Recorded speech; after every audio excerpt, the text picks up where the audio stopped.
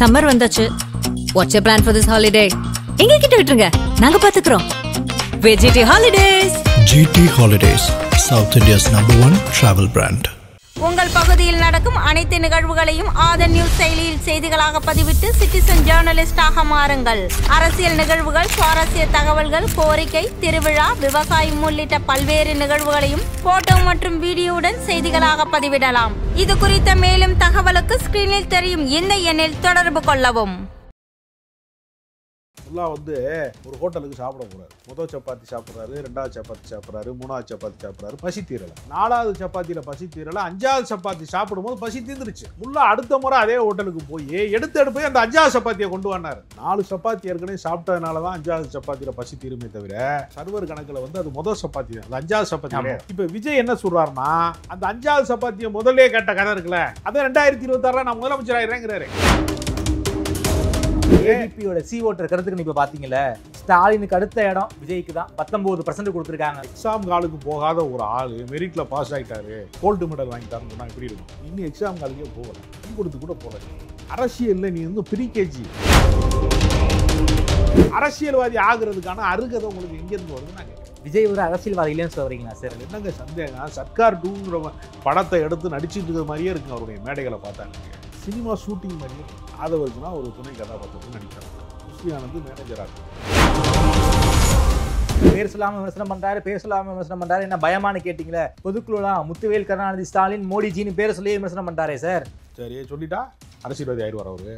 ஏற்கனவே தலைவா படத்தை தடை பண்ணும்போது அன்னைக்கு குரலை உயர்த்தி சொல்ல தெரிஞ்சா, மாண்புமிகு புரட்சி தலைவி அவர்களே அப்படின்னு அப்ப கூவ முடிச்சோனால.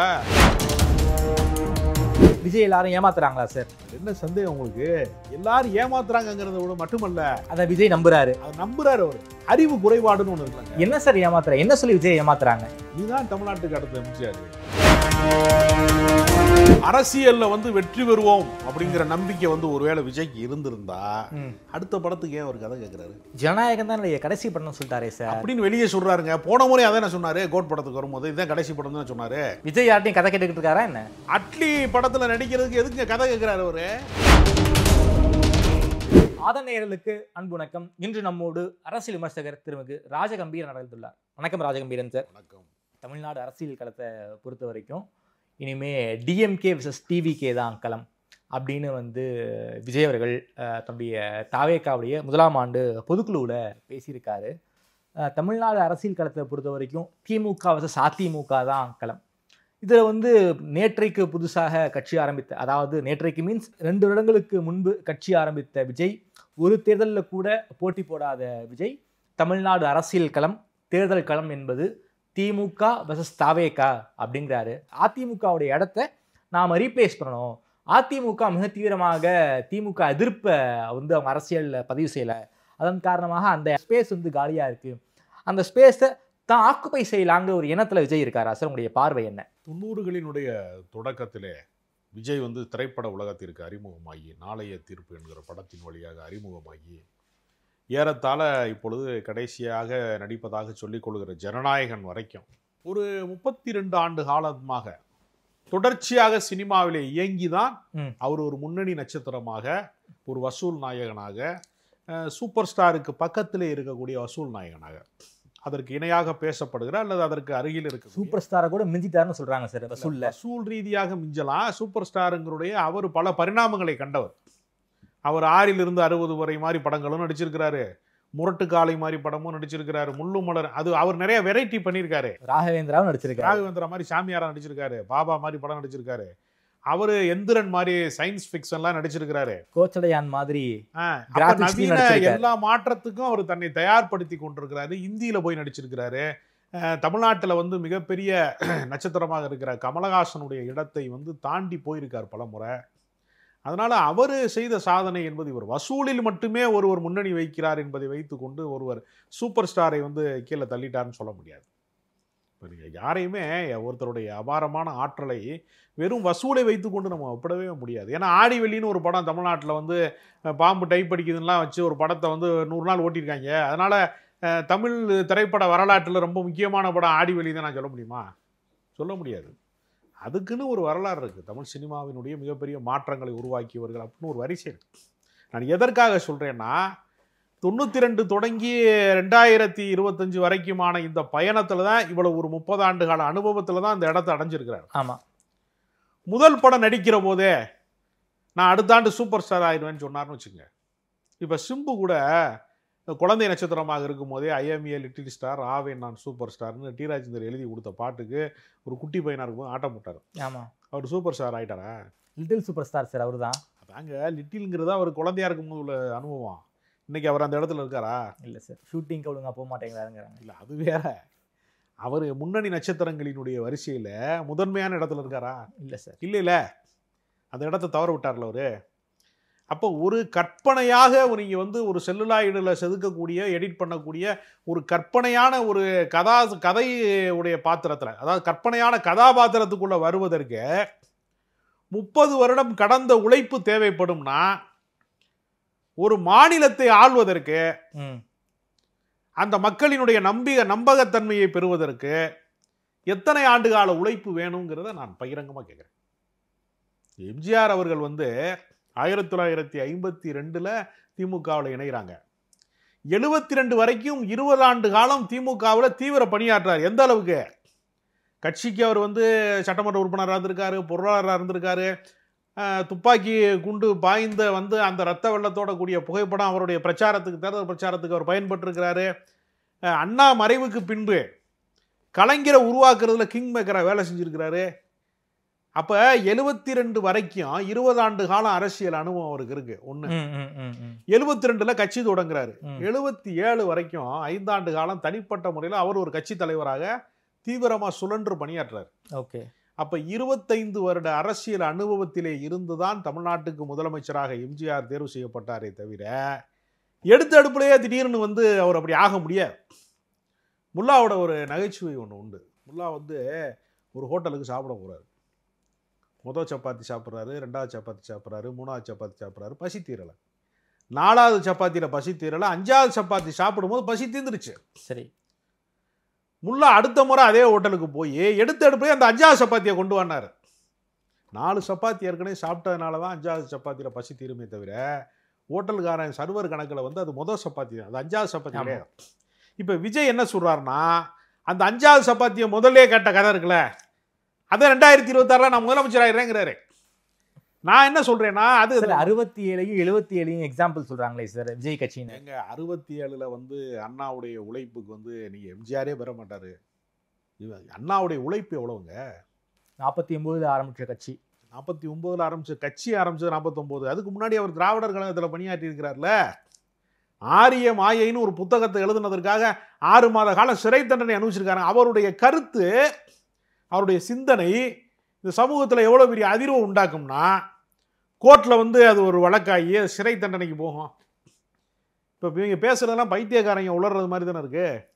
ஏர்வாடி தர்காவில் வந்து மனநலம் பாதிக்கப்பட்டவங்கெல்லாம் அவனும் இஷ்டத்துக்கு பேசுவாங்கல்ல, அது மாதிரிலாம் இவங்க பேசுகிறாங்க. அப்படியே அவர் பேசியிருக்காரு. அவருடைய பேச்சை இன்னைக்கு நீங்கள் எழுதி வச்சு படிச்சீங்கன்னா உங்களுக்கு அறிவு வந்துருமே. விஜய்க்கெல்லாம் நான் வேண்டுகோளாகவே வைக்கிறேன், ஆரியை மாயே படிங்க. முதல்ல அண்ணா எழுதுன எத்தனையோ எழுத்துக்கள்லாம் இருக்குது, படிங்க. அதெல்லாம் அறிவார்ந்த உழைப்பு, மக்களை சந்திக்கிறது. ஒரு கிராமத்து விவசாயிய அப்படியே தூக்கி கொண்டு மேடையில் வச்சா அப்படி இருக்குமோ அப்படி தான் அண்ணா இருப்பார். அண்ணா வந்து பலன்னு இந்த இது இப்போ கஞ்சி போட்ட சட்டையெல்லாம் போட்டு விடன்னு வந்து நிற்கிறாங்க இல்லை அரசியல்வாதி எல்லாருமே, எல்லா கட்சியிலையும் சொல்கிறேன். அப்படியே அவர் வாழ்ந்தார். கசங்கின சட்டை, ஷேவ் பண்ணாத ஒரு கண்ணா. அவருடைய போட்டாவை இப்போ அறிவாலயத்தில் வச்சிருக்கிற போட்டாவில் இருந்து அத்தனை போட்டாலையும் பாருங்கள், அப்படி தான் இருப்பார். ஒரு விவசாயி மாதிரி தான் இருப்பார். கிராமத்து பஞ்சாயத்து போர்டு தலைவர் கூட இப்போ நல்லா இருக்காங்க, சாதாரணமாக இருப்பார். அவரோட எளிமை, அவருடைய அணுகுமுறை, அவருடைய பயணம், சுற்றுப்பயணம். நீ பனையூர் பங்களாவிலேருந்து கண்ணாடி மாளிகையிலேருந்து நீ காலை வச்சு வெளியே வராமல் இருக்க, படி தாண்டாதவன் 10 நின்னு சொன்ன கதையாக இருக்குது. அரசியலில் நீ வெளியவே வர்றது கிடையாது. உங்களை நம்புகிறவர்கள், கட்சிக்காரர்கள், அவங்களை நேரடியாக சந்திக்கக்கூடிய வாய்ப்பு இருக்கா? பரந்தூரில் பார்த்துருக்காங்க, பொதுக்குழுல பரந்தூர்ல என்னங்க பார்த்தாரு? அவர் ஒரு தேர்தல் பிரச்சார வாகனத்தில் எவனாவது போராட்டத்துக்கு வரைக்கும் வந்திருக்கானாங்க? களத்திலே இறங்கலனா? 900 நாள் ஏற்கனவே 900 days அங்கே போராட்டத்தை நடத்தினவன் யாரு? அவன்ல ஹீரோ. நீ ஒரு நாள் போய் கூவுனா நீ பெரியாளா? மீடியாவில் நீ கூவுற. பொதுக்குழுவுக்கு போயிருக்காரு, இப்தார் விருந்தெல்லாம் கொடுத்துருக்காரு. அப்பெல்லாம் விஜயை வந்து பார்க்குறாங்களே தொண்டர்கள். இப்தார் வந்து கொடுத்தாருல, நோம்பு கஞ்சி யார் வேணாலும் போய் குடிச்சிடலாம், யார் வேணாலும் பிரியாணி போட்டால் சாப்பிடலாம், அது பிரச்சனை இல்லை. இப்தார் வந்து பாஜக கூட நடத்தியிருக்கு. அதனால் பாஜக இஸ்லாமியர்களுக்கு ஆதரவான கட்சின்னு யாராவது சொன்னால் போய் ஏதாவது நம்புவீங்களா? யாராவது முஸ்லீம்கள் நம்புவாங்களா? உலகம் ஏற்றுக்கொள்ளுமா? அதை வக்ஃபு வாரிய வக்ஃபு சொத்தை பூரா ஆட்டையை போடுறதுக்கு சட்டப்பூர்வமாகவே திருடுறதுக்கு ஒரு ஏற்பாடு பண்ணிட்டு இருக்காங்களே. விஜய் வாயில் என்ன கொழுக்கட்டை வச்சிருக்காரா? அவருக்கு வாய் இல்லையா பேசுறதுக்கு? எழுதி கொடுத்ததே பேசி ஒருத்தன் எத்தனை நாளைக்கு இங்கே ஓட்ட முடியும்? சார் ஆத்மார்த்தமா பேசுறாரு சார், அந்த அளவுக்கு திமுக எதிர்ப்போட பேசுறாரு. அதுங்க மகாகவி தாகூர் ஒரு வார்த்தை சொல்லியிருக்காரு, எவ்வளவுதான் வசதியானவனாக இருந்தாலும் காதலிக்கான முத்தத்தை வேலைக்காரனிடம் கொடுத்து அனுப்ப முடியாதுங்கிறாரு. ஓ முத்தத்தை நீதாயா கொடுக்கணும். பேர் சொல்லாம விமர்சனம் பண்றாரு, என்ன பயமானு கேட்டீங்களே. பொதுக்குழுலாம் முத்துவேல் கருணாநிதி ஸ்டாலின் மோடிஜின்னு பேர் சொல்லி விமர்சனம் பண்றாரே சார். சரி சொல்லிட்டா அரசியல்வாதி ஆயிடுவார் அவரு. கேட்குறேன், முத்துவேல் கருணாநிதி ஸ்டாலின் ஏற்கனவே தலைவா படத்தை தடை பண்ணும்போது அன்னைக்கு குரலை உயர்த்தி சொல்ல தெரிஞ்சா, மாண்புமிகு புரட்சி தலைவி அவர்களே அப்படின்னு அப்போ கூவ முடிஞ்சோனால கையை கட்டிக்கிட்டு போய் நிண்டியல்ல, குடநாடு எங்கே இருக்குன்னு போய் நிண்டியல்ல. ஜனநாயகம் இந்த நாட்டில் இருக்குங்கிறதுக்கு சாட்சிங்க முத்துவேல் கருணாநிதி ஸ்டாலின்னு சொன்ன வீட்டில் கல்லை விட்டு எறியாமல் அந்த கருத்தை எதிர்கொண்டுகிட்டு இருக்கு திமுக. நான் என்ன கேட்குறேன், 75 வருடங்களை கடந்திருக்கிற திமுகவை, 52 வருடங்களை கடந்திருக்கிற அண்ணா திமுகவை வெல்வதற்கு உங்ககிட்ட என்ன வியூகம் இருக்கிறது, என்ன உழைப்பு இருக்கிறது, என்ன திட்டம் இருக்கிறது? ஏபிபியோட ஓட்டர் கருத்துக்கு இப்ப பாத்தீங்களா, ஸ்டாலினுக்கு அடுத்த இடம் விஜய்க்கு தான் 19% கொடுத்துருக்காங்க. நடந்து முடிந்த நாடாளுமன்ற தேர்தலில் 38 தொகுதி பாஜக ஜெயிக்கும்னு முன்னணி தொலைக்காட்சிகள் அவங்க பேரையெல்லாம் சொல்ல எனக்கு விருப்பம் இல்லை, வெக்கங்கட்டவங்க பேரையெல்லாம் சொல்ல விருப்பம் இல்லை சொன்னாங்களா இல்லையா பல டிவியில்? 38 தொகுதி sir. North India media sir இது. எந்த மீடியாவாக இருந்தால் என்னங்க, என் வீட்டில் நடக்கிறத பற்றி பக்கத்து வீட்டுக்காரன் சொன்னாதான் சரியா இருக்குமா? நான் சொல்ல சரியா இருக்காதா? என்ன கருத்து கணிப்பு? நீங்கள் கருத்து கணிப்பு எல்லாமே அப்படியே நடந்துகிட்டே இருக்கா? அது கருத்து திணிப்புங்கிறீங்களா? அது 18%. அதாவது உங்களுக்கே தெரியும், அதாவது இன்னைக்கு இருக்கக்கூடிய கார்பரேட் செக்டாரில் அவன் கருத்து கணிப்புக்கு டீம் வச்சு காசு கொடுத்தோம்னா என்ன வேணாலும் எழுதுறதுக்கு ஆள் இருக்கான்னு சொல்கிறதுக்கு ஆள் இருக்கான். விஜய் நான் என்ன சொல்கிறேன், விஜய் எவ்வளோ ஏமாத்துறாங்க பாருங்க. கருத்து கணிப்புங்கிற பேரில் இன்னும் வீட்டை விட்டு வெளியில் கிளம்ப எக்ஸாம் காலுக்கு போகாத ஒரு ஆள் மெரிட்டில் பாஸ் ஆகிட்டாரு, கோல்டு மெடல் வாங்கிட்டாருன்னு சொன்னால் எப்படி இருக்கும்?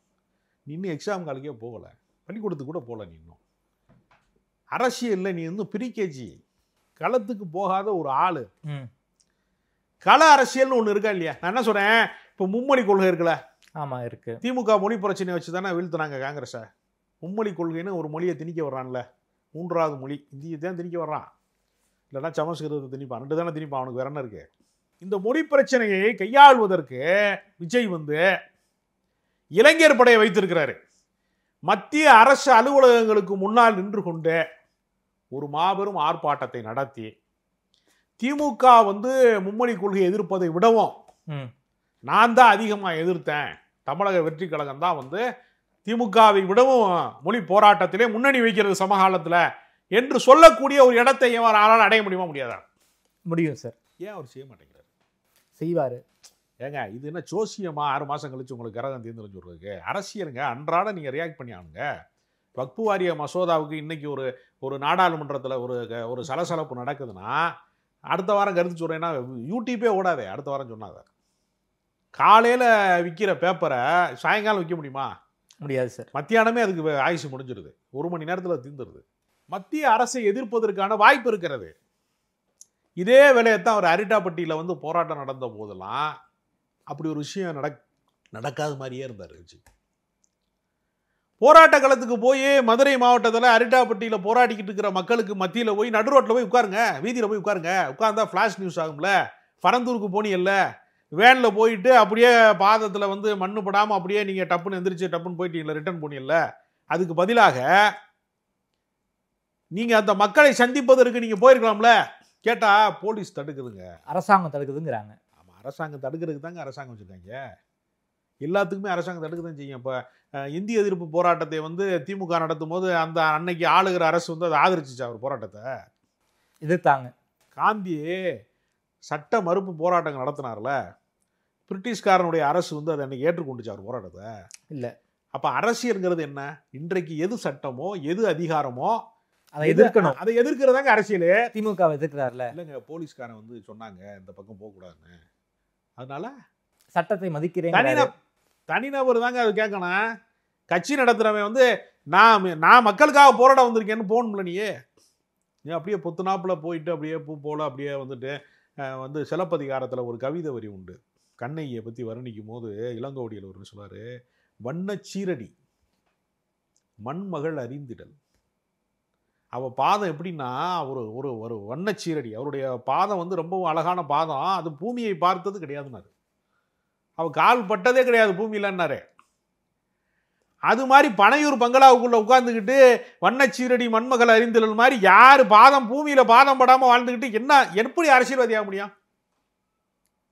அரசியல்வாதி ஆகுறதுக்கான அருகதை உங்களுக்கு எங்கேருந்து வருதுன்னு நான் கேட்குறேன். விஜய் ஒரு அரசியல்வாதி இல்லைன்னு சொல்றீங்களா சார்? அதில் என்னங்க சந்தேகம்? சர்க்கார் 2ங்கிற படத்தை எடுத்து நடிச்சிட்டு இருக்கிற மாதிரியே இருக்குங்க அவருடைய மேடைகளை பார்த்தா. எனக்கு அதை பார்த்தா சினிமா ஷூட்டிங் மாதிரியே இருக்கு.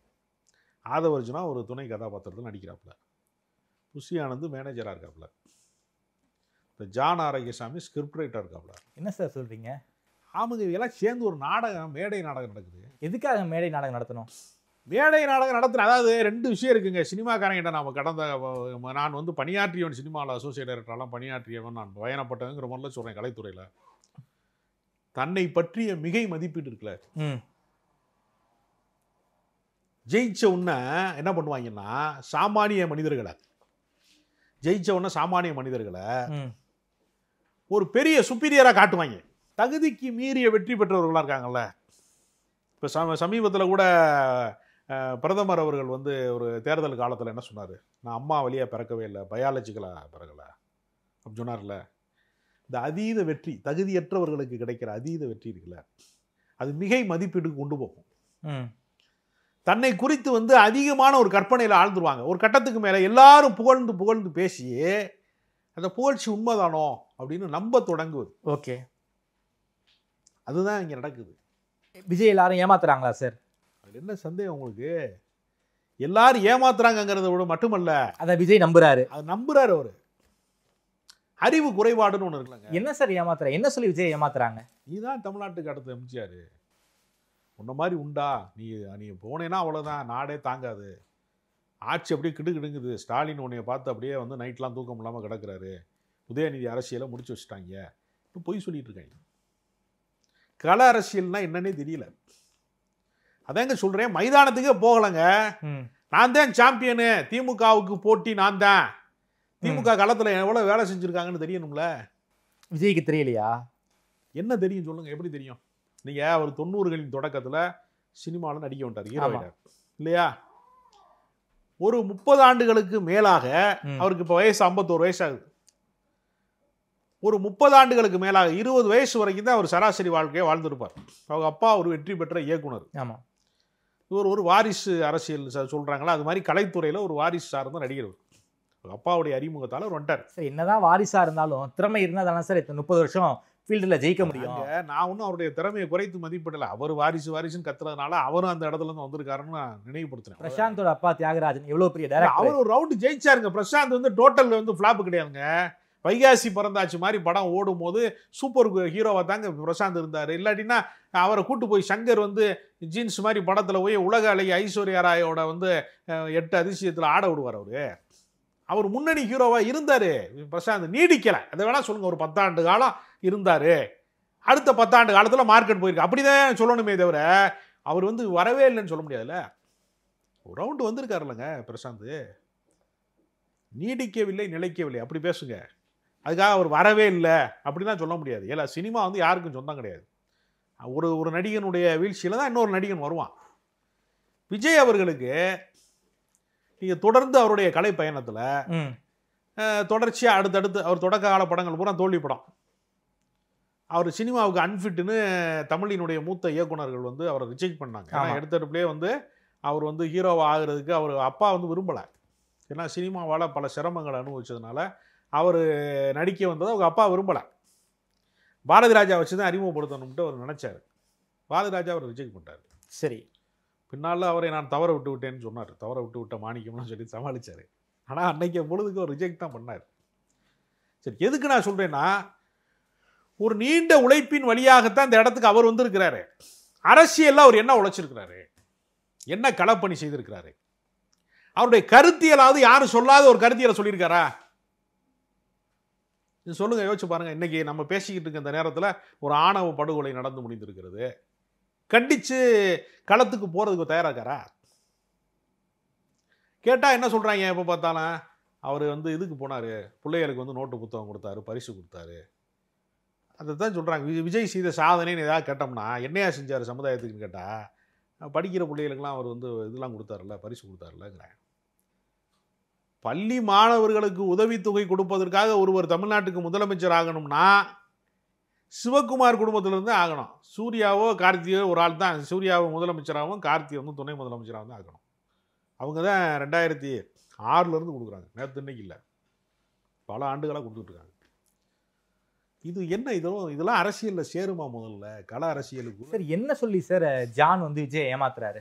தமிழ்நாடு அரசியல் களத்துல ஏடிஎம்கே கிடையாது, டிஎம்கே வெர்சஸ் டிவிகேங்கிறாருல. ஜானுங்கிற தனிநபரை நோக்கிய குற்றச்சாட்டா மட்டுமே நாங்கள் பார்க்கலாம். சரி, அவர் புஷி ஆனந்த் மேடையில் பேசும்போது பார்த்தீங்களா, அவர் என்னை பார்த்து முறைக்கிறாரு அப்படிலாம் சொல்றாரு தெரியுமா? இந்த வேலைக்காரன் எஜமானர்களை பார்த்து ஒரு முகக்குறிப்பு பார்த்து பேசுவாங்க தெரியுமா? பலூனை பறிமுதல் பண்ணிட்டாங்க, நம்ம லீகல் டீம் வாங்கி கொடுப்பாங்க மேடையில பேசுறாரு. ஐயாமையன் கோச்சிக்குருவாரெல்லாம் சொல்லுவாங்க எல்லாம் முதலாளி வீட்டில். ஆமா, அதே அது பாருங்களேன், ஒரு ஜனநாயக தன்மையே இல்லை. முதல்ல பொதுச் செயலாளருங்கிறவரு ஒரு கட்சியினுடைய முதன்மை தலைவர்களை ஒருவர், தலைவருக்கு அடுத்த பொசிஷன், சில இடங்கள்ல அவரே தலைவர். ஆமா ஆமா ஆமா, பல கட்சியில வந்து ஜெயலலிதா பொதுச் செயலாளர் தானே, எடப்பாடி கூட பொதுச் செயலாளர் தானே. அவர் என்ன ஸ்டேஜில் வச்சிருக்காங்க, இந்த கலெக்டருக்கு கூட ஒரு டவாடி வருவாருமாங்கல்ல, அந்த மாதிரி வச்சிருக்காங்க. கருத்தியலாவும் எந்த புதுமையும் இல்லைங்க. அவர் சொன்ன எல்லா கருத்துமே திமுக ஏற்கனவே பேசுனது. நாங்கள் பெரியாரை வந்து கடவுள் மறுப்பை மட்டும் நாங்கள் ஏற்றுக்கொள்ள மாட்டோம், அதுதான் ஒன்றே குலம் ஒருவனே தேவனே, அது அண்ணா சொன்னது. ஆமா, எல்லாமே திமுக கோட்பாடு. திமுக வந்து ஏற்றுக்க மாட்டேன், அந்த கொள்கை தான் எங்கள் கொள்கை, இவ்வளவு தானே. இதுதான் அண்ணா திமுக கடந்த காலத்தில். ஆனால் எம்ஜிஆர் என்கிற ஆளுமைக்கு அரசியல் நம்பகத்தன்மைன்னு ஒன்று இருந்துச்சு. ஆமா, விஜயை யாரும் அரசியல்வாதியாக பார்க்கல. விஜய்னா நல்லா டான்ஸ் ஆடுவார், நல்லா என்டர்டெயின்மெண்ட் பண்ணுவார், ரசிகர்கள் கூட்டம் இருக்குது, அதெல்லாம் நான் இல்லைன்னா சொல்லுவேன். சார் இப்படிதான் சார் ஆந்திராவில் என்டிஆருக்கும் பவன் கல்யாணுக்கும் சொன்னீங்க. என்டிஆர் முதல்வர் ஆகலையா, பவன் கல்யாண் துணை முதல்வர் ஆகலையா? அது எந்த காலத்தில் என்டிஆர் ஆனாரு? கிட்டத்தட்ட எம்ஜிஆர். எல்லாருமே பவன் கல்யாணம் மட்டுமே ரொம்ப சௌரியமாக பேசுகிறாங்க. சிரஞ்சீவி கட்சி நடத்த முடியலன்னு சொல்லி வந்து காங்கிரஸோட இணைச்சார்ல. அப்போ சிரஞ்சீவி வந்து சூப்பர் ஸ்டார் இல்லையா? நம்மூர் உலகநாயகன் வந்து குழந்தை பருவத்திலிருந்து களத்தூர் கண்ணம்மாவிலிருந்து விக்ரம் 2 எல்லாம் நடிக்கிறார்ல, அவர் கதாநாயகன் இல்லையா? அவர் சொல்றாரு வாக்காளர்கள் வேறு ரசிகர்கள் வேறு. அதை புரிந்து கொள்ளவே அவருக்கு ஒரு 68 வயதாயிருக்கு. 50 ஆண்டு கால கலை பயணத்தில் இருக்கிற கமலஹாசனுக்கு தெரிகிற விஷயம் விஜய்க்கு தெரியலையே. ரஜினிகாந்த் அதனால தானே தப்பிச்சிட்டாரு. அதுவும் கருத்து கணிப்புனாலும் தப்பிச்சாரு. நம்ம சி ஓட்டர்ஸ் மாதிரி இல்லாமல் உண்மையை சொல்லிட்டாங்க, வண்டி ஓடாதியா, கேவலப்பட்டு ஒரு சீட்டு கூட தேராது, வயசான காலத்தில் அசிங்கப்படாத அவமானப்படாத அப்படின்னு சொன்னார்ல. ஏன் சார் விஜய்க்கு வந்து 18% கொடுக்கணும்? தமிழ்நாடு முழுக்க அவருக்கு அறிமுகம் இருக்கு, தமிழ்நாடு முழுக்க ஒரு அறிமுகம் இருக்கு, எல்லார் வீட்லயும் விஜய் போட்டோ தெரியும், விஜயை தெரியும், அதனால வீட்டுக்கு ஒரு ஓட்டு அப்படின்னு வச்சா கூட 18% வேற வாய்ப்பு இருக்குல்ல. எப்படி வரும் 18%? தேர்தல் அரசியலை பொறுத்தவரையில் அந்த நேரத்தினுடைய பிரச்சனைகள் என்னவாக இருக்கிறது? தேர்தல் அரசியல் வந்து கடைசி நேரத்தில் எப்படி மாறும்னே சொல்ல முடியாது. சரி, நீங்க பர்கூர்ல வந்து ஜெயலலிதாவே தோற்று போனாங்கல்ல, சுகவனம் ஜெயிச்சார்ல. சுகவனத்தை வந்து சும்மாவே நிப்பாட்டு திமுக. ஆமா, ஜெயிக்க மாட்டாரு, ஒரு டம்மி பீஸை போட்டு வைப்போம், அப்படித்தானே பண்ணது. யானை காதில் புகுந்த எறும்பு அவர் அப்படின்னு கலைஞர் சொன்னாரு. அப்ப எறும்புனா என்ன அர்த்தம்? யானை வந்து உருவத்திலையும் வலிமையிலையும் பெருசு, எறும்பு ஒண்ணுமே இல்லை, நசுக்கி போட வேண்டிய ஒரு உயிர், அப்படித்தானே கணக்கு. ஆமா ஆமா. ஆனா என்ன நடந்துச்சு? லோக்கல்ல வந்து அந்த அம்மாவுக்கான அதிருப்தின்னு வேற ஒன்று மாறிச்சுல, அதுக்கு வீரப்பன் காரணம்னு பின்னாடி சொன்னாங்க. ஆனா லோக்கல்ல ஒரு பெரிய அதிருப்தி இருந்துச்சுல. இதை கணிக்கிறதுக்கு அவ்வளோ பெரிய உளவுத்துறையை கையில் வைத்திருந்தவங்க, காவல்துறையை கையில் வைத்திருந்தவங்க, மிகப்பெரிய அரசியல் கட்சியாக இருந்தவங்க, எல்லாமா இருந்தவங்கனால முடிஞ்சா? முடியல. அப்போ எப்படி நீங்கள் அரசியலில் நம்ம நேற்று நிகழ்ந்தது இன்னைக்கு சொந்தம் இல்லாமல் போயிடும். அரசியலில் டிடிவி தினகரனுக்கு வந்து முதல் கட்டமாக மாநாடு போடும்போது எவ்வளவு பெரிய திரட்சி வந்துச்சு, அவரை நம்பி 18 எம்எல்ஏக்கள் போகிற அளவுக்கு செல்வாக்கு இருந்துச்சு. அவரை போட்டி போட்ட எல்லாருமே டெபாசிட் காலி, அவர் மட்டும் தான் டெபாசிட் வாங்கினாரு. திமுக முதல் கூட டெபாசிட் காலி. எப்படி ஆச்சுல? இடைத்தேர்தலில் வென்றார்ல. இன்னைக்கு அவருடைய நிலை என்ன? பாஜக கூட்டணியில ஒரு அங்கமா இருக்காரு. அங்கமா இல்ல, பாஜகவினுடைய பாதங்களை பற்றி கொண்டு என்னை காப்பாத்துங்க என்னை அப்படின்னு கதறிக்கிட்டு இருக்காரு. இல்லாட்டினா அவர் அரசியலை பண்றாரு. அவர் இப்போ எல்லாருமே என்ன ஆகி போச்சுன்னா, இந்த ஜாதி சங்கம் வச்சிருக்கிறவங்க எல்லாம் வந்து இப்போ யாதவர் சங்கம் வச்சிருக்காங்க, அவர் வந்து முக்குலத்தோர் சங்கம் வச்சிருக்காங்க, அது கல்லர் பேரவை வச்சிருக்காங்க, ஊரில் அகமுடையர் சங்கம் வச்சிருப்பாங்கல்ல. ஆமா ஆமா, அந்த மாதிரிலாம் ஆயிட்டாங்க. இப்போ அரசியல்வாதியாவே இல்லையே. சும்மா கொஞ்சம் பேர் ஜாதிக்காரன் என்ன பண்றது, விட்டு கொடுக்க கூடாது நம்மள அப்படிங்கிற இடத்துல தானே இருக்கு. அரசியலா இல்லையே. சரி, அரசியல்ல வந்து நீந்தி கிடக்கிறது இருக்குல்ல. திமுகவை நான் ஒழித்து கட்டுவேன்னு காமராஜர் சொன்னாரு. காமராஜர் பேர்ல நூலகம் திறக்க போறாங்க திமுக திருச்சியில. ஆமா, அதனால எளிதல்ல அரசியலை வந்து நீங்க வந்து எவ்வளவு பணபலம் வைத்திருந்தாலும், நான் என்ன இப்ப சசிகலாட்ட இல்லாத பணமா, ஏன் அரசியல் பண்ண முடியல அவங்களால? சசிகலாட்ட வந்து மிக பல ஆயிரம் கோடிகள் சொத்துக்கள் இருக்கு, பணங்கள் இருக்கு. ஒரு வார்த்தை ஒன்றிய அரசு எடுத்து ஒரு வார்த்தை சொல்லிடுவாங்களா? மாட்டாங்க. அவங்க தான் ஜெயிலுக்கு அனுப்புனாங்க. சொல்லிடுவாங்களா? அந்த கட்சியை சிதிலமடைய வச்சது அவங்க தான். சொல்ல முடியுமா? சொல்ல முடியாது சசிகலாவால. அதனால அதற்கு ஒரு ஆளுமை பண்பு வேணும். விஜயை பொறுத்தவரையில ஒரு திரைப்பட கலைஞனாக மக்கள் வந்து அவர் நடனம் ஆடுறாரு, நல்லா பாடுறாரு, நல்ல என்டர்டெயின்மெண்ட் படங்கள் நடிக்கிறாரு அப்படின்னா ரசிகர்களாக அவரை வந்து ஒப்புக்கொள்வாங்க. சரி, ஒரு நடிகனாக அவரை வந்து அவங்க ஏற்றுக்கொண்டாங்கிறதுனாலேயே அவர் இந்த நாட்டுக்கு வந்து முதலமைச்சர் ஆகிடுவாருங்கிறதெல்லாம் வந்து ஒரு மூட நம்பிக்கை. அதுக்கு எலிஜிபிளா அவரே இல்லை, முதல்ல தகுதி படைத்தவரா அவர் இல்லை. சிஎம்ஏ சொல்றாரே சார், 2வது இடம் யாருக்கு போட்டிங்கிறது தான் ஒரு பிரச்சனைங்கிறாரு. 2வது இடத்துக்கு தான் போட்டி போடுறாங்கிறாரு. ஆனால் அதிமுகவை கம்ப்ளீட் பண்ணிடுவாரு தானே அர்த்தம். அதிமுக ரொம்ப ரொம்ப பலவீனமா இருக்காங்க சார். ஸோ அந்த அதிமுக ஸ்பேஸ் காலியா இருக்கு, அந்த இடத்த வந்து தான் கேப்சர் பண்ணலாங்கிற ஒரு மைண்ட் செட்ல தான் விஜய் வந்திருக்காரு. அதிமுக பலவீனமாக இருப்பதை நான் ஒப்புக்கொள்ள மாட்டேன். அதிமுகவை பலவீனப்படுத்துகிறார்கள் தான் உண்மை. அவங்க பலவீனமாலாம் இல்லை. அதிமுக வந்து என்ன பண்ணுதுன்னா, ஒரு ரொம்ப ஆஜானுபாகுவான ஒருத்தருடைய உடம்புக்குள்ள ஒரு வைரஸ் பூந்துச்சுன்னு வச்சுங்க, அவர் காய்ச்சலில் படுத்து கிடப்பார்.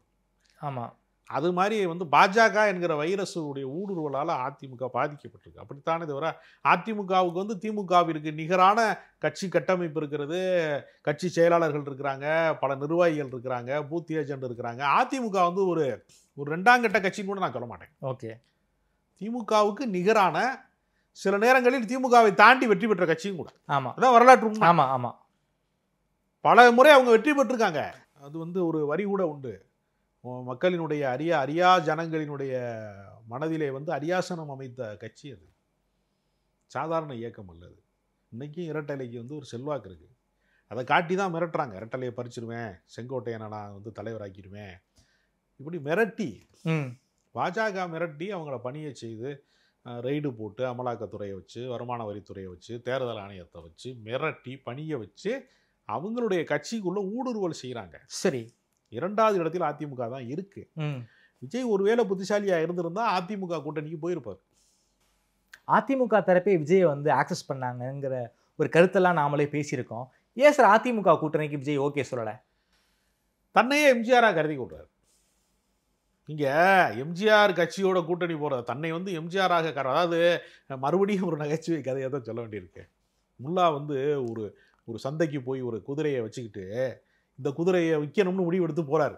சரி, இந்த குதிரை வந்து பிரமாதமா நடனம் ஆடும், இந்த குதிரை பாஞ்சு ஓடும், இந்த குதிரை மாதிரி ஒரு ஆக்டிவான குதிரை எதுவுமே கிடையாது, இந்த குதிரையோட சிறப்பு வேற எதுக்குமே வராது அப்படின்னு சொலந்து புகழ்ந்துக்கிட்டே இருக்கிறாரு. சரி, இவ்வளவு நல்ல குதிரை எது, நீ எதுக்கு விற்க வந்தன்னு ஒருத்தன் கேட்டான்.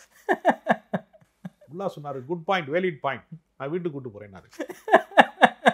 மிகையாக ஒரு விஷயத்தை நீங்க நம்ப தொடங்கிட்டீங்கன்னா உங்களால வந்து நடைமுறைக்கு சாத்தியப்பட முடியாது. ஓகே, இப்ப விஜயோட கட்சிங்கிறது தாவேகாங்கிறது முல்லாவோட குதிரை தான். சரி, இந்த குதிரை மாதிரி இது மாதிரி ஓடுற குதிரை எதுவுமே கிடையாது, இது மாதிரி ஒப்பற்ற குதிரை எதுவுமே கிடையாது சொல்லி பேரம் படியாம வீட்டுக்கு கூட்டு போன கதை தான் அதிமுகவோட கூட்டணி முறிந்தது. ஓ, எனக்கு எடுத்த உடனே போய் பாதிக்கு கேட்பாங்களா? நீங்க 2.5 வருஷம் ஆட்சி பண்ணுங்க, நாங்க 2.5 வருஷம் ஆட்சி பண்ணுவோம், இப்போ சீட்டு வந்து இப்படி ஷேர் பண்ணுவோம், இப்படி ஒரு நிபந்தனையை 50 ஆண்டு காலம் கடந்த கட்சிட்டு போய் எவனாவது பேச்சுவார்த்தை பண்றதுக்கான துணிச்சல் இருக்குல்ல. இன்னும் வந்து வாக்கு சதவீதம் நிரூபிக்கப்படாது, அன்டெஸ்டட் அவரு இல்லையா, நிரூபிக்கப்படாத ஆள். ஆனாலும் உங்களுக்கு 60 சீட் வரைக்கும் தரேன்னு ஏடிஎம்கே சொன்னாங்களாமே சார். அப்படி அவங்க வந்து இறங்கி வந்தா அதை பயன்படுத்தி கொள்வதற்கான புத்திசாலித்தனம் அவங்ககிட்ட இல்லை. ஓ, நீங்க உங்களுக்கு கிடைத்த பேரத்தை பயன்படுத்தி கொண்டா உங்களுக்கு ஒரு தமிழ்நாட்டில் ஒரு 10-20 எம்எல்ஏ உருவாகிறாங்கன்னு வச்சுங்க முதல் கட்டமா. ஆமா, அடுத்த 2வது ரவுண்டில் வந்து நீங்க ஒரு அந்த அதிமுக இடத்தை படிக்கலாம். ஆமா, 2வது இடத்தை பிடிக்கலாம், ஆளுங்கட்சிக்கு முயற்சி கூட பண்ணலாம். நீங்கள் அடி எடுத்து வைக்கிற போதே நான் தான் ராஜா, முதல் கோணல் முற்றிலும் கோணல்மாங்கல்ல, சரி அது முற்றிலும் கோணலாக மாற்றிட்டாங்க. விஜய் மாத்தினாரா, விஜய் சுற்றி இருக்கிறவங்க மாற்றிட்டாங்களா சார்? எங்க விஜய்க்கு அறிவில்லை இல்லைங்க. அப்போ விஜய்க்கு அறிவில்லைங்கிறப்ப புரிஞ்சுக்கிட்டவன் என்ன பண்ணுவான், சுற்றி இருக்கிறவன் ஒரு அறிவில்லாத ஒருத்தனை தலைவனாக ஏற்றுக்கொண்டுட்டாங்க அப்படின்னா என்ன செய்ய முடியும்? அவருடைய முகக்குறிப்புக்கு தக்கன புஷி ஆனந்த் பேசினார்ல மேடையில், என்னை பார்த்து அவர் முறைக்கிறாருனார்ல, அது மாதிரி தான் முகக்குறிப்புக்கு தக்கன வந்து ஓனாண்டி புலவர்கள் அதிகமாக இருக்காங்கன்னு வச்சுக்கோங்களேன். சார் ஆதவர்ஜுனா உள்ள போயிருக்காரு, அவருக்கு தெரியாத அரசியலா? அவருக்கு என்ன அரசியல் தெரியும்? ஃபர்ஸ்ட் அதையாவது சொல்லுங்கள்.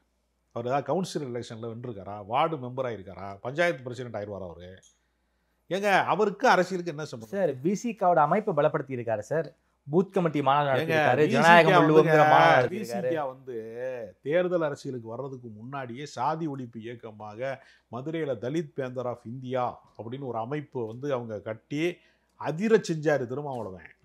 திருமாவளவன் வந்து ஏதோ ஒரு நக்சலைட் அமைப்பு மாதிரி இதை நடத்துறாரு அப்படின்னு போலீஸ்லாம் பயந்த காலம் உண்டு. சாதி ஒழிப்பு இயக்கமாக அவர் 2000 வழக்குகளுக்கு மேலே கட்சிக்காரங்க மேலே வழக்கு போட்டப்ப மூப்பனார் சொன்னார், இவ்வளோ பெரிய ஆற்றல், இவ்வளோ பெரிய ஆளுமை மிக்க ஒரு ஆள், நீ எதுக்கியா சட்டவிரோதமான ஒரு வழக்குகளுக்குள்ளே போய் சிக்கிற, ஜனநாயகத்துக்கு வா, தேர்தல் பாதைக்கு வா, அது வரைக்கும் தேர்தல் பாதை திருடர் பாதைன்னு சொன்னவர். அப்படிப்பட்ட அவரை தேர்தல் அரசியலுக்குள்ளே மூப்பனார் கொண்டு வர்றாரு.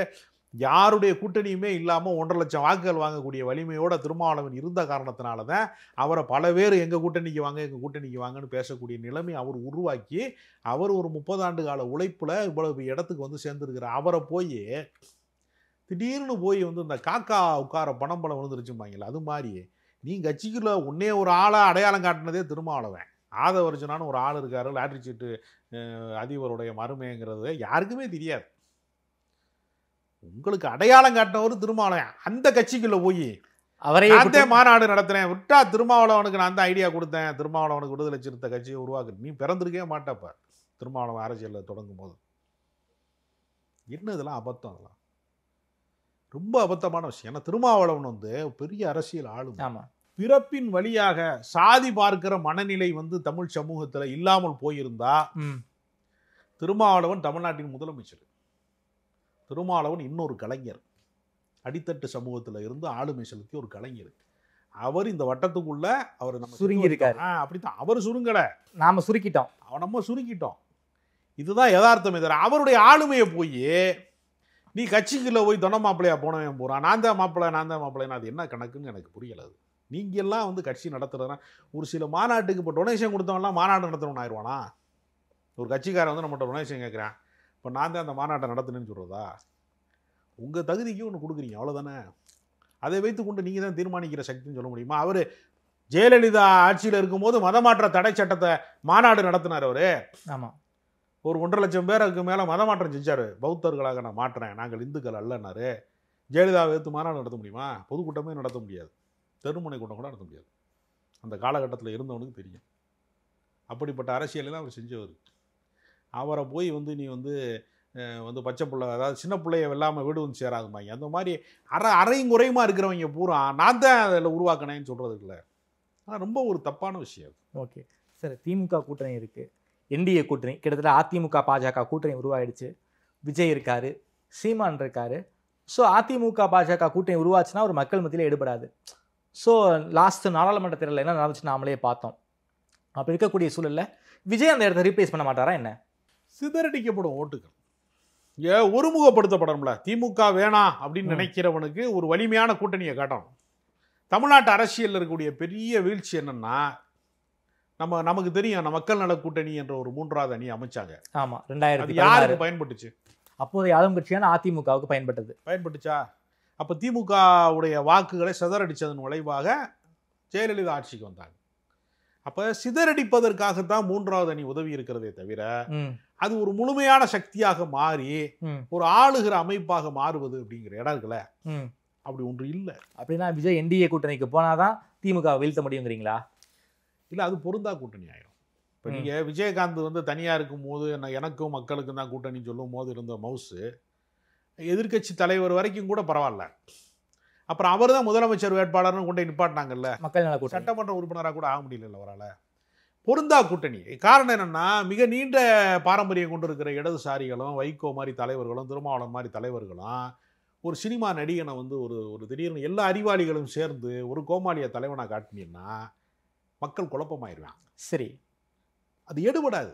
சில பொருந்தா கூட்டணிகள் ஒன்று உண்டு அரசியல். எப்பவுமே நீங்கள் சம்மந்தமே இல்லாமல் சில கூட்டணியை உருவாக்குனீங்கன்னா மக்களின் நம்பகத்தன்மை, அதாவது எப்படின்னா நீங்கள் என்ன வேஷம் கட்டி வேணாலும் வரலாம், மக்கள் உங்களை ஏற்றுக்கொள்ளணும். விஜயை மக்கள் ஏற்றுக்க மாட்டாங்களா சார்? விஜய் வந்து யார் ஏற்றுக்குருவான்னா 2K கிட்ஸில் ஒரு பிரிவு ஏற்றுக்குவான். சரி, ரசிகர்களின் ஒரு பிரிவு, 2K கிட்ஸில் ஒரு பிரிவு, முதல் தலைமுறை வாக்காளர்கள் ஒரு சிறு கூட்டம் ஏற்றுக்கிறோம். அவருக்கு பர்சன்டேஜே இல்லை, அவர் ஆளே இல்லை அப்படிலாம் நான் சொல்ல மாட்டேன். அவர் ஒரு குறிப்பிட்ட சதவீத வாக்கு வங்கியை பெறுவார். ஆனால் அது வெல்லுகிற ஆற்றல் மிக்கதாக இருக்குமா, ஆளுகிற அரசை அசைத்து பார்ப்பதாக இருக்குமா அப்படிலாம் நான் நம்பலை. ஒரு சிறு சக்தி உருவாகும். இதுக்கு இந்த தோல்வியெல்லாம் ஏற்றுக்கொண்டு அடுத்த தேர்தலுக்கு நம்ம 5 வருஷம் ஒர்க் பண்ணணும், காத்திருக்கணும், நீண்ட நாள் பயணம் செய்யணும், நிறைய போராட்டம் நடத்தணும், அதுக்கெல்லாம் பொருளாதாரத்தை செலவு பண்ணி காத்திருந்து 50 வயசில் அரசியல் தொடங்குறாரு. ஒரு 10 ஆண்டு காலம் அரசியலில் வந்து பயணப்பட்டு ஒரு இடத்த அடைகிறதுக்கு பக்குவம் இருக்குமா இந்த மாதிரி ஆட்களுக்குங்கிற ஒரு கேள்வி. இளைஞர்களாக விஜய்க்கு பக்குவம் இல்லைங்கிறீங்களா? விஜய்க்கு வந்து தகுதிக்கு மீறிய கற்பனையோடு இருக்கார். அரசியலில் வந்து வெற்றி பெறுவோம் அப்படிங்கிற நம்பிக்கை வந்து ஒருவேளை விஜய்க்கு இருந்திருந்தா அடுத்த படத்துக்கு ஏன் ஒரு கதை கேட்குறாரு சார்? ஜனநாயகம் தான் கடைசி படம் சொல்லிட்டாரே சார் அப்படின்னு வெளியே சொல்கிறாருங்க. போன முறை அதான் சொன்னார், கோட் படத்துக்கு வரும்போது இதுதான் கடைசி படம் தான் சொன்னார். சொல்லிவிட்டு மறுபடியும் ஜனநாயகம் போயிட்டார்ல. ஆடுன காலும் பாடுன வாங்கி நிற்காதுங்க, யாருமே நிற்க மாட்டான் கூத்தாடியாக இருக்கிறவன். அதாவது உங்களுக்கு வந்து இந்த மிகப்பெரிய கொள்ளையர்களாக இருக்கிறவங்க என்ன பண்ணியிருக்காங்கன்னா, சின்ன வளையத்துக்குள்ளே வந்து இந்த சர்க்கஸ்காரங்க போயிடுறாங்க. ஆமாம், நம்ம ஏன் வந்து நம்ம திருட்டு தொழில் பண்ணுறவனுக்கு நம்மளால் போக முடியல, இவங்க போயிடுறாங்க. பெரிய வளையம் கட்டி, நெருப்பு வளையம் கட்டி ஆடும்போது உள்ள உடம்பு வளைச்சு ஆடுறாங்களே, இவங்களை கூட்டு போயிடலாம் அப்படின்னு ஒன்று அவனை திருடுற தொழிலுக்குள்ளே கூட்டு போயிருக்காங்க. உனக்கு பெரிய காசு தரேன் அப்படின்னு. அவன் என்ன சொல்லியிருக்கான், அங்கே போய் கூட்டமாக நின்று கைதட்டுங்க, அப்போ தான் நான் உள்ளே போவேன். எல்லாரும் பக்கத்து தூங்குறவன்லாம் ஒழிச்சிக்கிறவானா இல்லையா, திருட்டு தொழிலுக்கு சௌரியப்படுமா? அது மாதிரி தான் சில பேரை நீங்கள் கூட்டு போனீங்கன்னா அது பெரிய கோளாற முடியும். அது நடைமுறைக்கு சாத்தியம் கிடையாது. விஜய்லாம் சினிமா விட்டு வரமாட்டாருங்க. அவருக்கு 200 கோடி சம்பளம், 150 கோடி சம்பளம், 500 கோடி பிசினஸ் ஆகிற தொழில், பொதுக்குள்ள 1000 கோடி வருமானத்தை விட்டு அரசியலுக்கு வந்திருக்காங்கன்னு எல்லாரும் சொல்றாங்களே. அதெல்லாம் ஜவுடாலா சொல்லலாம். அமலாக்கத்துறைக்கு காட்டி கொடுக்கறதுக்கு, வருமான வரித்துறைக்கு வந்து சிக்னல் கொடுக்குற மாதிரி ஏதாவது பேசலாம் கூட இருந்து. சரி, அதெல்லாம் விஷயம். அவங்க நடைமுறையில் அவர் ஏற்கனவே வச்சிருக்கிற கோடிக்கு கணக்கு காட்ட முடியாமல் தானே கட்சியை ஆரம்பிச்சிருக்காரு. அவருக்கு கட்சியை ஆரம்பிக்கிறாரு. அவருக்கு என்ன ரேஷன் கடையில் அரிசி வாங்கி திங்கிறதுல உள்ள பிரச்சனைனால ஆரம்பிச்சிருக்காரா, கரண்ட் பில் உயர்றதை பற்றிய கவலையில் இருக்காரா? அவருக்கு என்னங்க பிரச்சனை இருக்குது? ஒன்றுமே கிடையாது. தனக்கு ஏற்பட்டிருக்கிற அந்த அந்த புகழ், தனக்கு ஏற்பட்டிருக்கிற செல்வாக்கை வேறொரு துறைக்கு பயன்படுத்த முடியுமா? இப்போ டைரக்டர்கள்லாம் திடீர்னு நடிகரான்னு ஆசைப்படுறாங்கல்ல, வந்து எத்தனை பேர் தண்ணியை குடிச்சு வித்துறாங்க? ஒன்றுமே இல்லைல்ல. பல இயக்குநர்கள் பாருங்கள் நடிகர்களாகணும் வருவான். ஏன்னா சுந்தர்சி ஜெயிச்சிருக்காருல. முழுமையான வெற்றி வர முடியாது. ஒரு ஓரமாக விளையாடலாம். சுந்தர்சி ஜெயிச்சிருக்காருன்னா சுந்தர்சி என்ன சூப்பர் ஸ்டாராக ஆகிட்டாரு? அது கிடையாது. ஒரு ஓரமாக விளையாட விடுவாங்க. அப்படி பல பேர் நினச்சி வந்திருக்காங்க. ஆனால் நடைமுறையில் பாருங்கள், அவங்க யாருமே வந்து விஜய் கதை சொல்லி கொடுத்தேன்னு சொல்லுவாங்க டைரக்டர்கள்லாம். குரங்காட்டியாக இருக்கிறதும் குரங்கும் ஒன்றா. விஜய் யார்ட்டையும் கதை கேட்டுக்கிட்டு இருக்காரா என்ன? அட்லி படத்தில் நடிக்கிறதுக்கு எதுக்கு கதை கேட்குறாரு அவரு? அப்போனா விஜய் 70 உறுதிங்கிறீங்க. விஜய் தொடர்ந்து சினிமா துறையில் தான் அவர் நீடிப்பார். இன்னொரு சிவாஜி கணேசனாக அரசியலில் வந்து தோற்று போவதற்கு வந்து அவர் தயாராகிட்டார். சிரஞ்சீவி இடம் எதுவோ, சிவாஜி கணேசன் இடம் எதுவோ, ஓகே, அதே இடம் தான். நம்ம உலகநாயகனை விடவா, உலகநாயகன் போட்ட வேடங்களில் ஒரு அரை வேடம் கா வேடத்தை கூட நீங்கள் நடிச்சு ஹேர் ஸ்டைலை கூட மாற்ற மாட்டிய விஜய் படங்கள்லாம் மாற்ற மாட்டார். கோட்டு படம் பார்த்தீங்களா, டபுள் ஆக்ஷன், அது கன்றாவியாக இருந்துச்சு. அது அதனால் அவர் ஒன்றும் எம்ஜிஆர் ஆகவே முடியாது. எம்ஜிஆருங்கிறது ஒரே ஒரு சூரியன் தான் உலகுக்கெல்லாம்ன்ற மாதிரி ஒரு ஆள் தான் எம்ஜிஆர், ஒரு ஆள் தான். இன்னொரு எம்ஜிஆர் கிடையாது. விஜய் அரசியலை பற்றி ஒரு வார்த்தை. ராஜ்யத்தை ஆள்வதாக நினைத்து கொண்டு பூஜ்ஜியத்தை நோக்கி பயணம் செய்கிறார். மேலும் நேரம் கொடுத்து பேசியமைக்கு நன்றி ராஜகம்பீரன் சார்.